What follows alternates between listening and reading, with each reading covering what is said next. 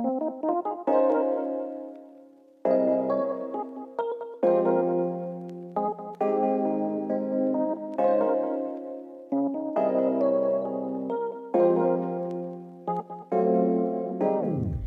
à tous! Alors pour pouvoir réaliser notre propre bougie, on va avoir besoin d'une balance, d'un petit saladier ou d'un bol qui résiste à la chaleur.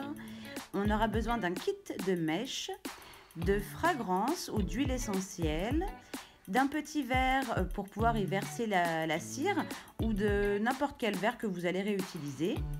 Ensuite, on a besoin de cire de soja, bien évidemment, de papier aluminium, d'un fouet, d'un ciseau et aussi, pour pouvoir faire fondre la cire, d'une casserole voilà, qu'on met sur le feu pour faire fondre au bain-marie la cire, tout simplement.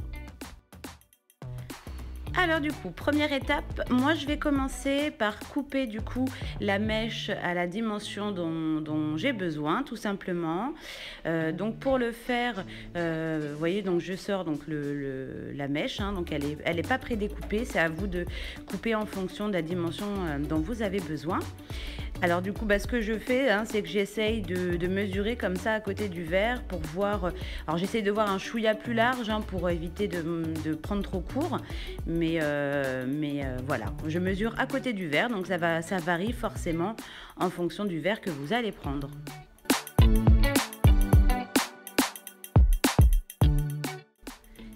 Alors, seconde étape, maintenant je vais peser ma cire. Alors du coup, donc, sur le site d'Aromazone, pour une petite bougie, ils nous disent qu'il nous faut 40 g de cire. Alors moi, comme mon verre est beaucoup plus grand, je me suis dit que j'allais quasiment tripler la dose, donc j'allais mettre 100 g de cire. Mais vous allez voir que j'ai vu trop petit. Franchement, je pensais que ça allait être suffisant, mais à mon avis, il faudrait au moins bien 150 g de cire pour pouvoir remplir quasiment complètement le pot, quoi, tout simplement.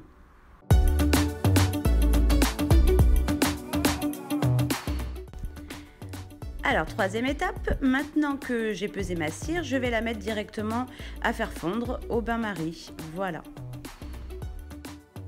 Alors, quatrième étape, du coup, je vais préparer le temps que la cire fonde, la fragrance. Donc moi, j'ai choisi Monoï. Franchement, c'est une pure merveille. Ça sent magnifiquement bon. Voilà, c'est vraiment... ça sent vraiment très, très bon. Donc du coup, sur le site d'Aromazone et sur le flacon, ils nous disent que la fragrance, le volume de la fragrance doit représenter 3% du total du mélange, tout simplement.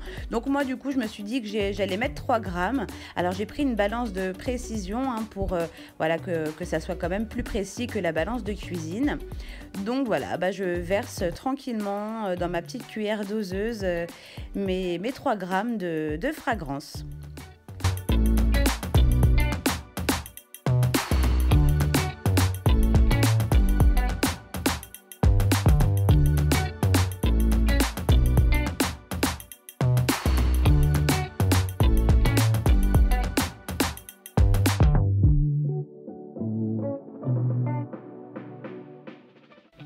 Cinquième étape, maintenant il faut tremper notre morceau de mèche 2 minutes dans la cire fondue, dans la cire chaude, voilà, pour que la mèche que la cire s'imprègne bien dans la mèche, tout simplement.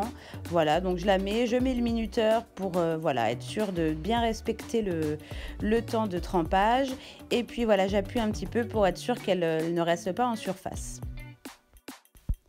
Sixième étape, je coupe un morceau de papier aluminium, voilà, parce qu'une fois qu'on va sortir notre mèche de la cire fondue, il va falloir la modeler sur la feuille de papier aluminium pour qu'elle soit bien droite, tout simplement.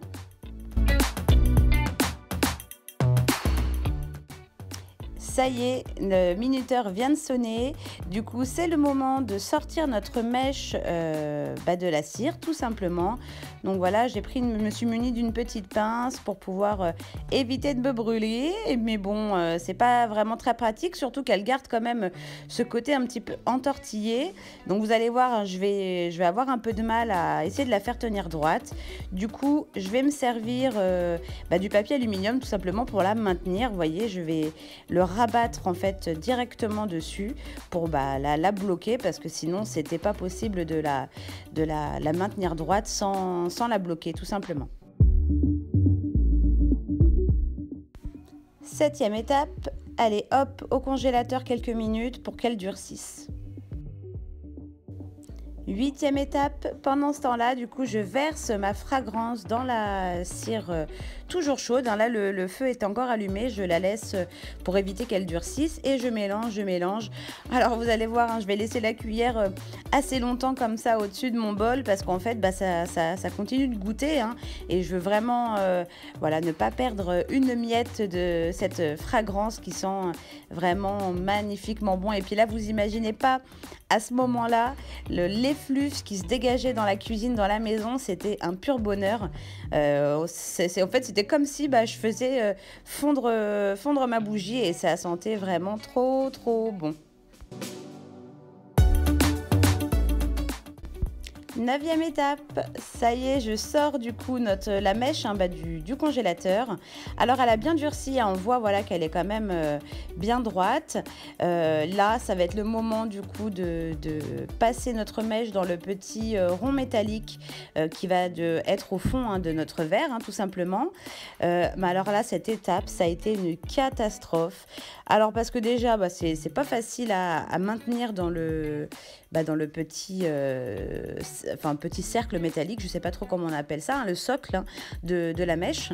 Et c'était une galère, mais alors sans nom, parce que honnêtement, je vous ai un petit peu supprimé toutes ces étapes, parce que alors j'ai vraiment eu du mal à la faire tenir. J'ai mis de la cire sur le fond du socle pour que ça tienne, mais ça voulait pas. Et du coup, j'ai rajouté des bâtons. Donc là, maintenant, je viens verser du coup ma cire chaude directement dans mon verre. Alors, j'en mets un petit peu à côté. Et là, on se rend compte, le gros fail, qu'il manque énormément de cire en fin de compte. Que c'était pas du tout suffisant. Et à ce moment-là, je suis en train de me poser la question. Je me dis, mais qu'est-ce que je fais? Est-ce que je refais fondre ou pas? Et finalement, je me dis, ma bougie sera plus petite. Et puis la prochaine fois, de toute façon, c'est un crash test. Il fallait bien tester pour savoir approximativement les quantités dont on avait besoin. Voilà du coup la bougie une fois qu'elle est durcie, donc c'est plutôt rapide. On voit quand même qu'il en manque pas mal, donc la prochaine fois il faudra que j'augmente les doses tout simplement et que j'évite d'en mettre sur les parois du verre, parce que du coup comme ça la cire durcit très vite et ça fige vraiment directement quoi. Et voilà, cette vidéo est terminée. J'espère en tout cas qu'elle vous aura plu. Voilà, moi ça m'a servi de crash test. Et puis la prochaine fois, je pourrai réajuster les doses pour que ma bougie soit vraiment parfaite. Mais en tout cas, elle sent vraiment divinement bon et c'est un pur bonheur. Je vous fais plein de gros bisous et on se retrouve très prochainement dans une nouvelle vidéo.